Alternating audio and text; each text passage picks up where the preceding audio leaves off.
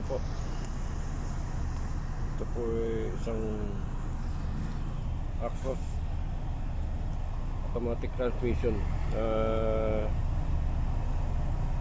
Nagluluko po yung cambio niya eh. Pag tumatakbo siya, nananakbo, nawawala to. Kung saan man siyang gear, kung naka 3 o 5, bigla siya nawawala kahapon.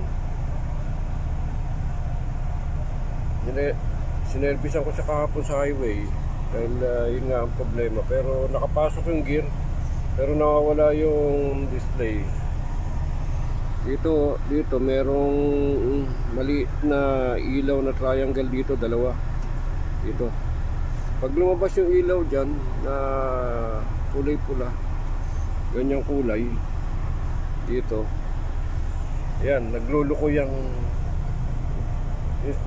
yung cambio ng automatic. Ito, wala na siya. Kahapon kumukurap-kurap tong ano na to eh. Kumukurap-kurap yung ano yun.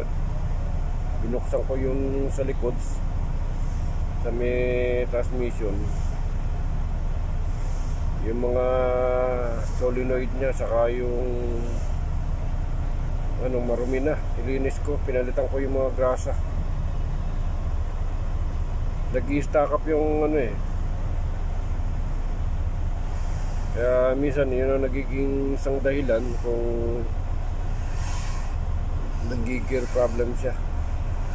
Ito, okay siya. Kailangan muna i-test drive sa driver kung babalik sa dati. Akala ko nga kahapon ito may problema, meron naman siyang ilaw eh. Pag walang ilaw yan, may problema rin siya sa gear. Minsan naman dito yung check engine, may check engine dito eh. Pag lumalabas yung check engine dyan, isa rin yung dahilan sa gear problem, yung computer dun sa transmission. Wala naman siyang check engine, saka hindi naman siya nagmamanual, okay naman.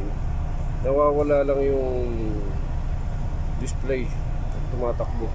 Mamaya test drive natin sa driver, okay na. Yun lang po.